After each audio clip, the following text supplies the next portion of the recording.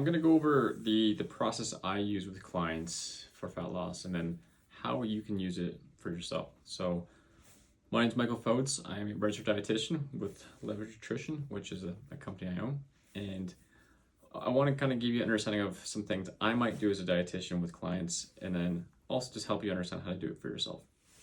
So the first part of all this is just doing some planning. So, what's going on, what are some kind of things we need to consider?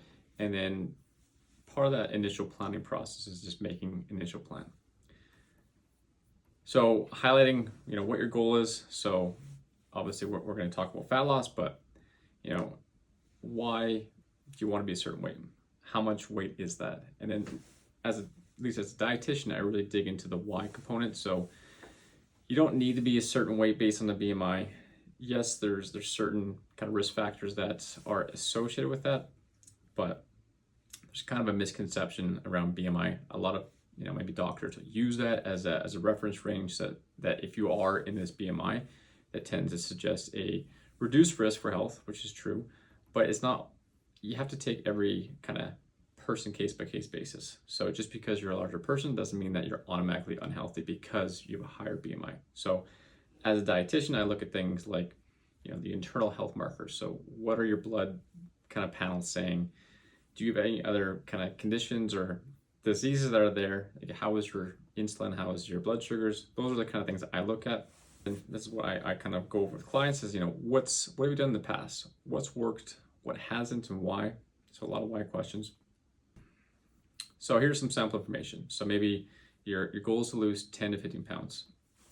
So once again, why?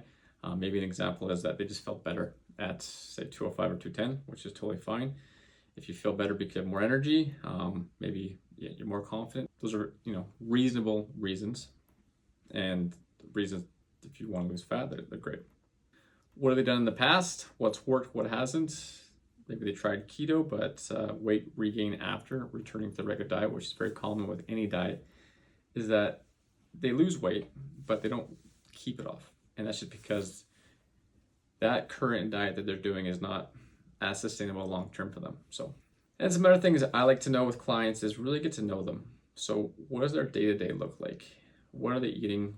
What are they drinking? How are they exercising throughout the day? All that kind of stuff. Just so I can get a clearer picture of how to most appropriately give them some advice. So some sample information might be, works an 8 to 4 job, maybe 9 to 5. A typical day from a food and fluid standpoint is they skip breakfast, they just had a coffee, so double, something homemade, maybe 2 cream, 2 sugar. Another coffee in the morning, kind of between that typical breakfast and lunchtime. Lunch they eat out, so fast food. And between lunch and supper, they have a third coffee, so maybe a double from Tim Hortons.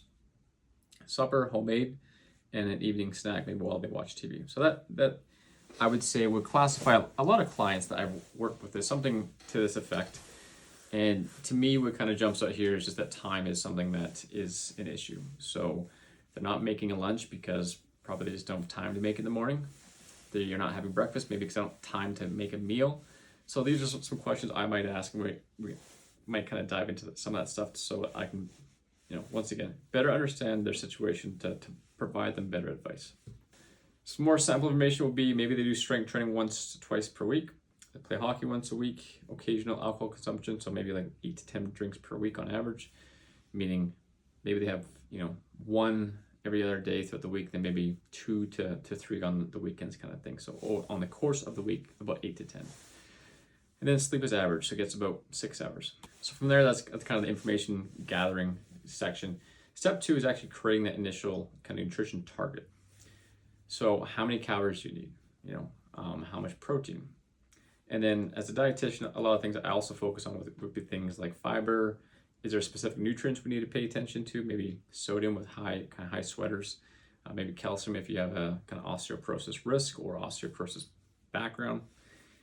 And then carbohydrates if you're sport specific. In this case, fat loss and carbohydrates. If you're an athlete, I'm usually pretty careful about doing fat loss with athletes. It's usually done in kind of very small episodes, which I won't kind of get into too much detail on, but essentially has to do with just trying to maximize performance and also not running into some other health risks that can happen when someone's very active.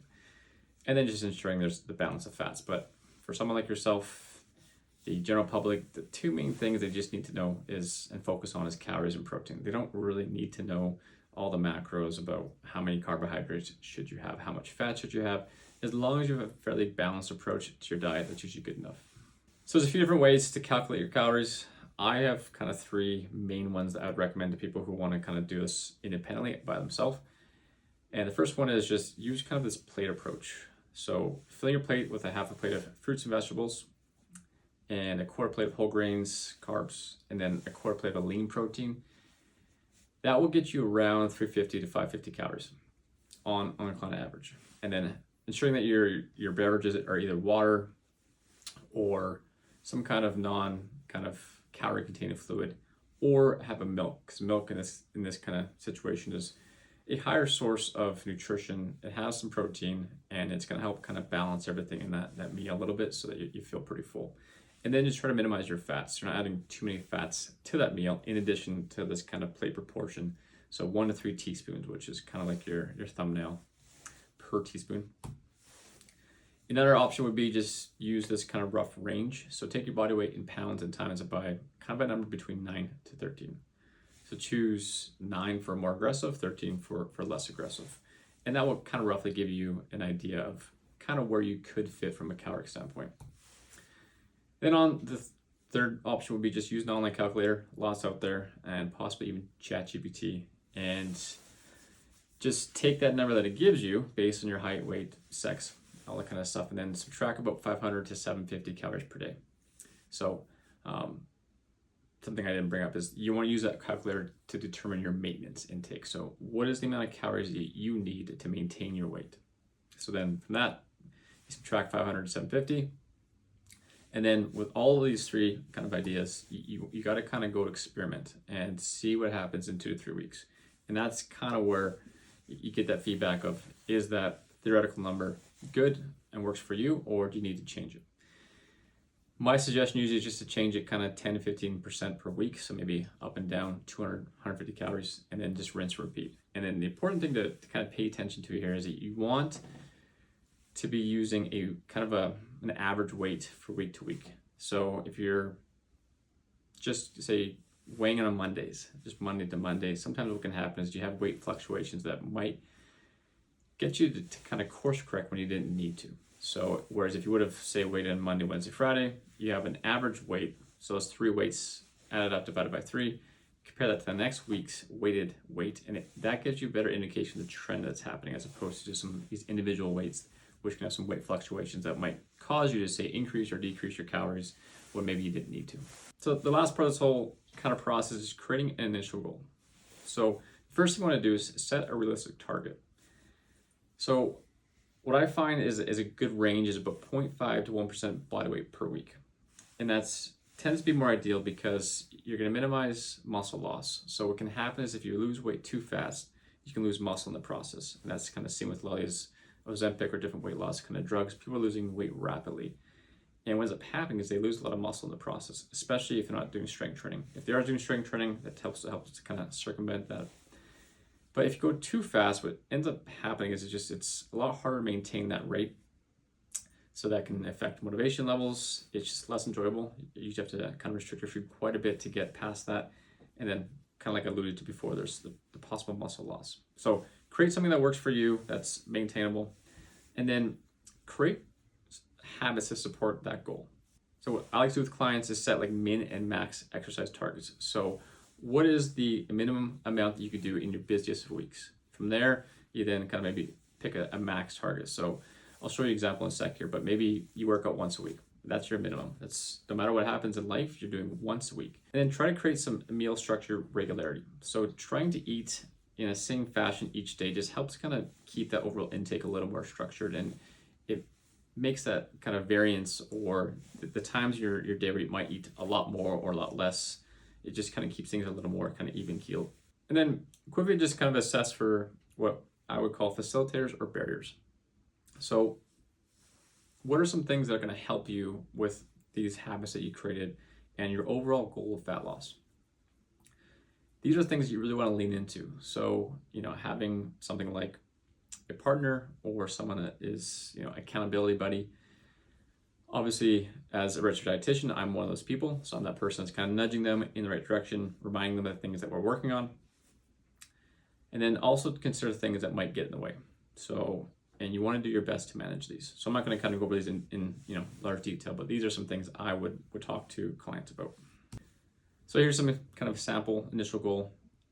And you want to kind of try to minimize this and keep it as simple as possible. You don't want to make this whole page report of like, here's all the things I'm going to do. Try to keep it really simple. And then as you champion these things, you can add to it or increase that kind of goal. So a minimal kind of goal would be maybe we do one strength training per week and you exercise as a walk 30 minutes a day. Walking is not really a high skill task. So it's something simple that you can do. It's a habit that you can form. And then maybe once you get one 30-minute walk, you do two, and you kind of just go from there.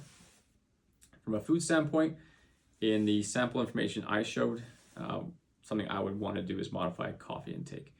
Maybe not the coffee itself, but just definitely what's in the coffee. So in the sample information I gave, there's 3 double-doubles, which is about 750 calories from coffee per day. So that's quite a bit.